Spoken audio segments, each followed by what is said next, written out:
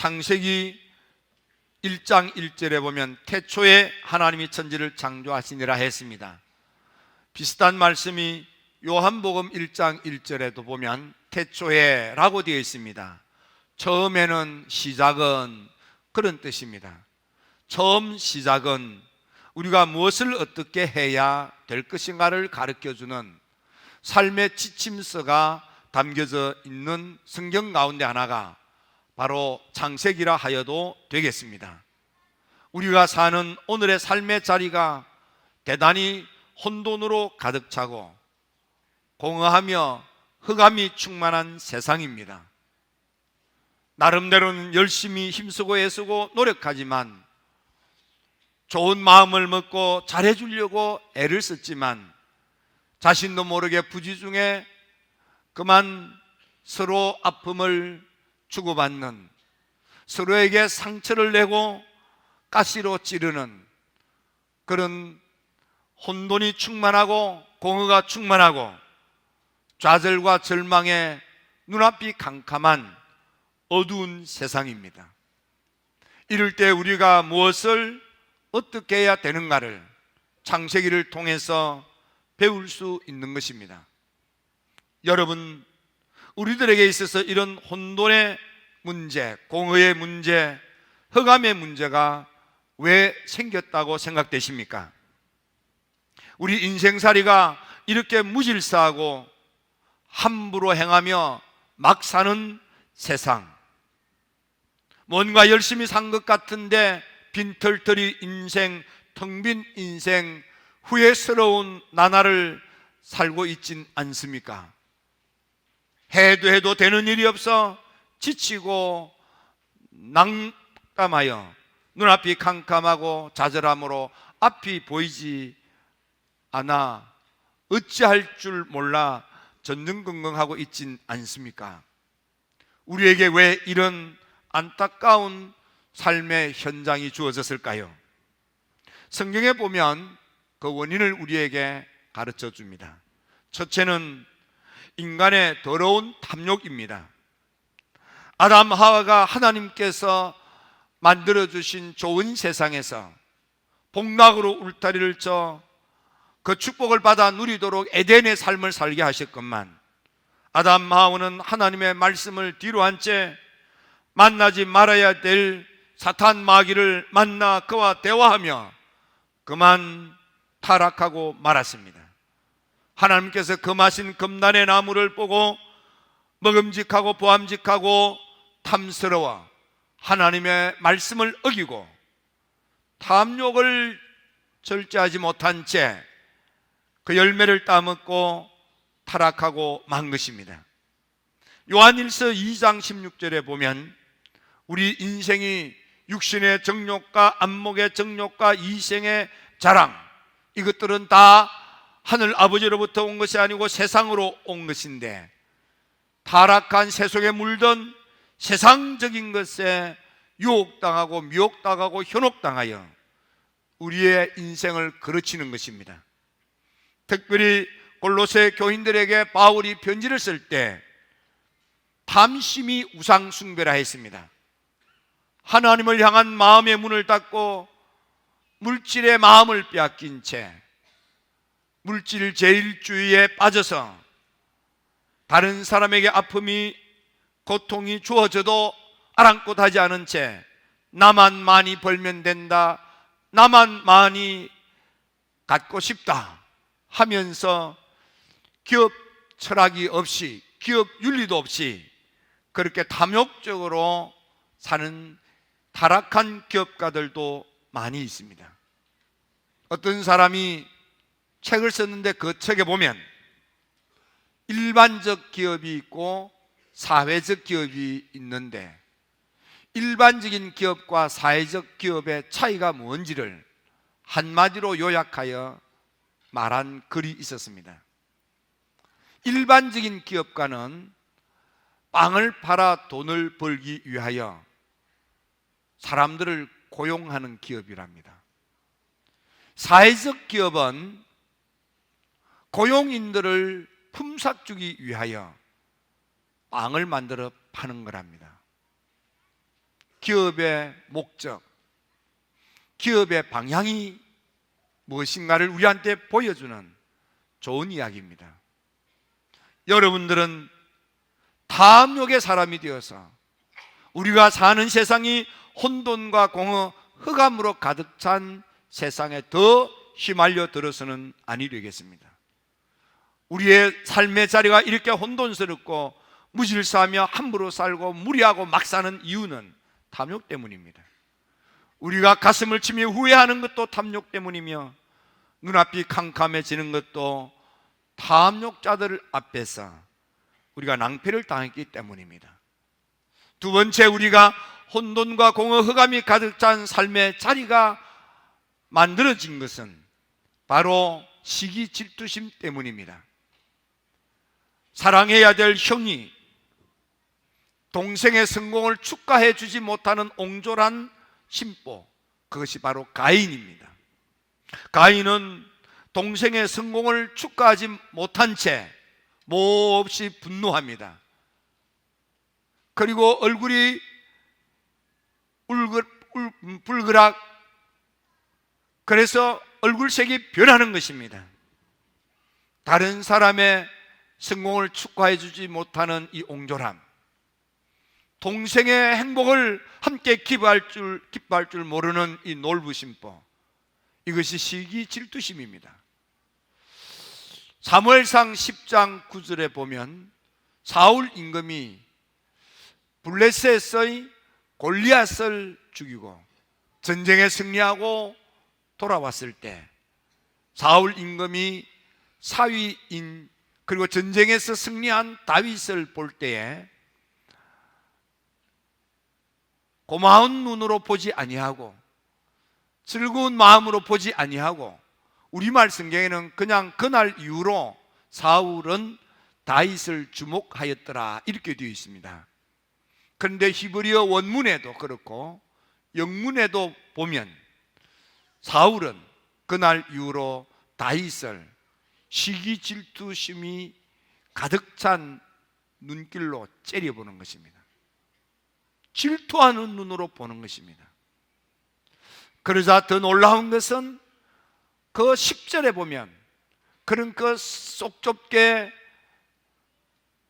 옹졸하게 동생을 그렇게 축하할 줄 모르는 가인에게 분노의 감정이 불붙은 것처럼 다윗이 전쟁에서 이기고 승리한 것을 기뻐하고 축하할 줄 모르는 사울에게 하나님의 영이 떠나가고 악한 영이 들어가서 정신없이 떠들더라 그랬습니다. 사람이 옹졸해지면, 사람이 시기 질투심에 불타면 정신없이 함부로 아무렇게나 찌끄리고 말하는 정신 나간 짓을 하는 겁니다. 사울은 사위요 전쟁에 이긴 영웅 다윗을 죽이려고 단창을 던지고 군사를 일으키고 정신 나간 짓을 하는 것입니다. 여러분, 우리 인생살이가 이렇게 힘든 이유 중에 하나는 첫째는 탐욕이요, 두 번째는 시기 질투심 때문입니다. 우리 인생살이가 이렇게 각박하고 만나면 속상하고 아픔을 주고받는 이유는 정욕 때문인 것입니다. 창세기 6장에 보면 하나님의 아들들이 성별되고 성결하고 성화된 사람들이, 믿음의 사람들이, 은혜 안에 있는 사람들이, 성령에 충만했던 사람들이 사람의 딸들을 사랑함으로 육체가 되었다, 하나님의 영이 더 이상 그들과 함께하지 않았다 그랬습니다. 곧 받았던 은혜를 다 잃어버리고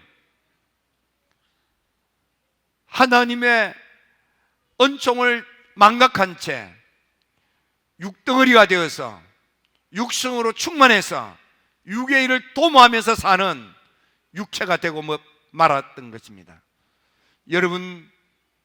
여러분들은 어떻게 살고 있습니까? 주님께서는 하나님의 나라가 가까웠으니 회개하고 복음을 믿으라고 했고, 세례 요한도 회개하라, 하나님의 나라가 가까웠다 했습니다. 주님께서는 요한복음 3장에서는 왜 회개하라고 했느냐 하면 하나님 나라를 보고 그 나라에 들어가려면 반드시 물로 회개하고 성령으로 거듭나야만 하나님 나라를 볼 수도 있고 그 나라에 들어갈 수 있다 했습니다. 그래서 회개하고 믿으라고 한 것입니다. 여러분, 오늘을 사는 우리가 불행하게도 육으로 거듭나지 못하고, 그래서 성령으로 생각하고 성령으로 마음을 먹고 성령의 인도를 받아 성령의 열매를 맺는 성령의 사람이 되지 못한 채 육을 가지고 생각하고 육의 충동을 받아 육의 열매를 맺으면서 육적으로 살아가는 것 때문에 짐승같이 사는 것입니다. 우리의 삶의 자리가 왜 이렇게 혼돈하고 공허하며 흑암이 가득 찼는가 하면 또 하나의 이유는 교만하고 오만하고 자만하기 때문인 것입니다. 창세기 11장에 보면 사람들이 벽돌을 만들어서 바벨탑을 쌓으며 이제 우리가 우리 이름을 내자고 다짐을 합니다. 지극히 높으신 하나님과 함께 자리를 하려고 하는 것입니다. 이 교만입니다.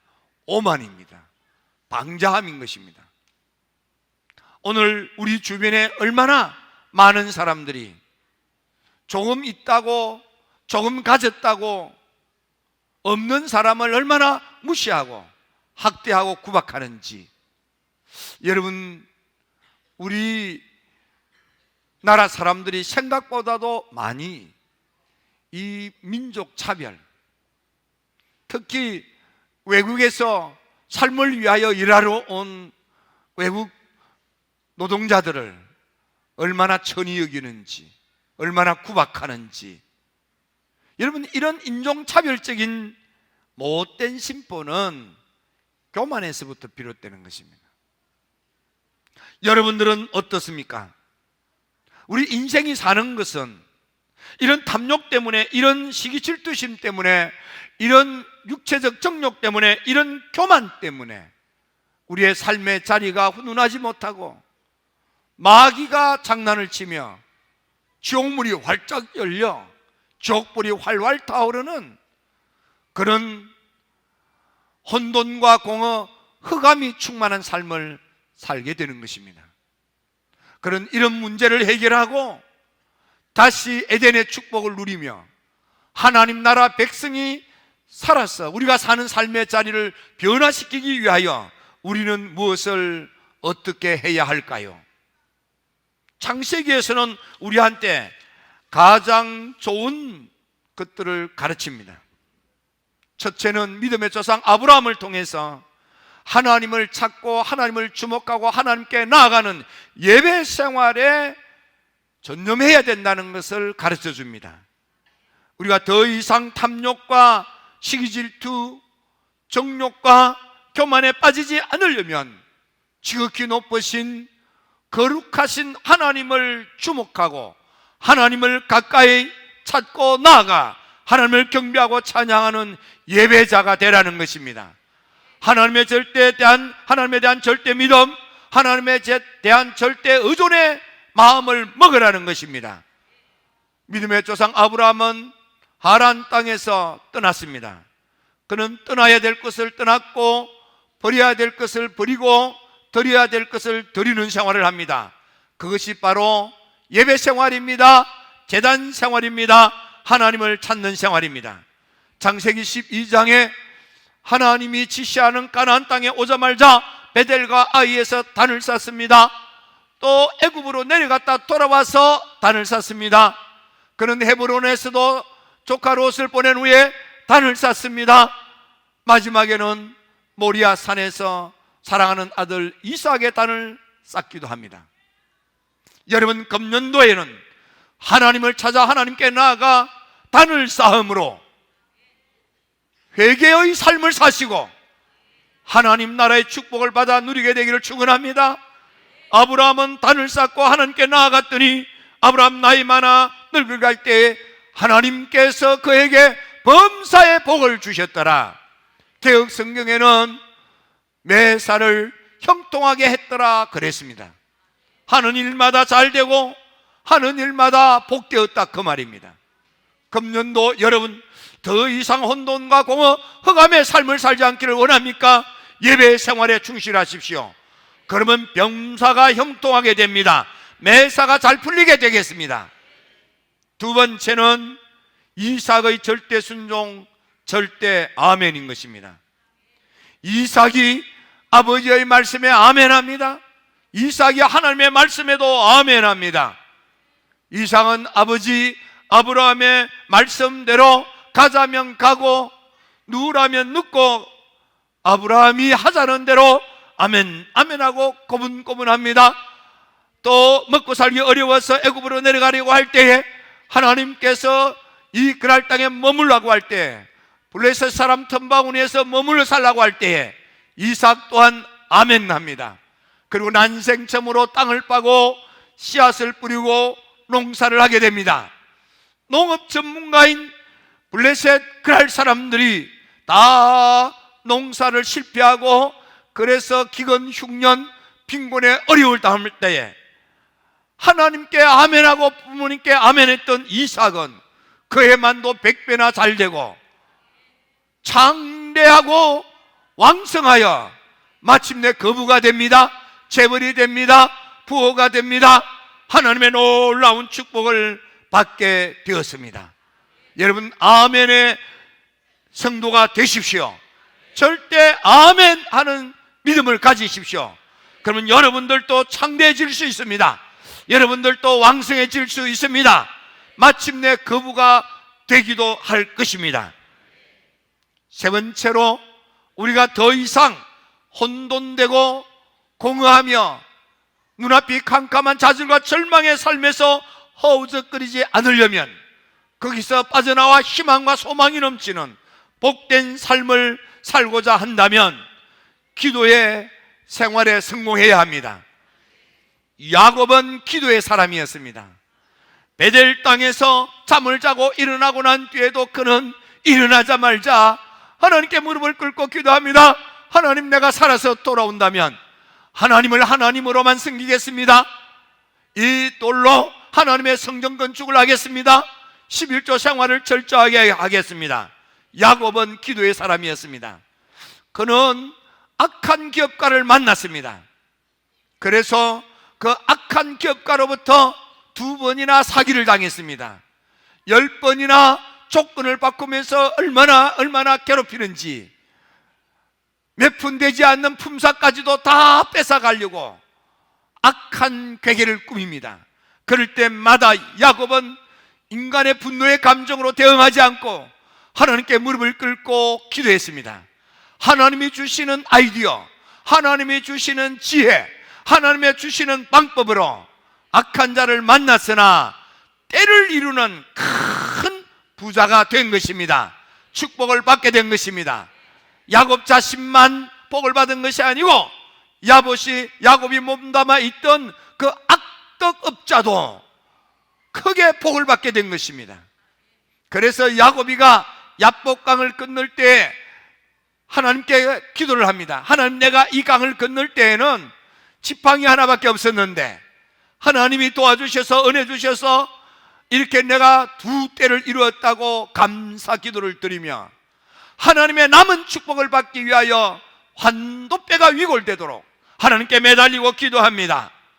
그렇습니다. 여러분, 어렵습니까? 힘듭니까? 남은 문제가 있습니까? 그럴 때마다 기도의 단을 쌓아서 기도의 응답으로 삶의 문제를 극복하고 승리해 가시기를 주의 이름으로 축원합니다. 축원합니다.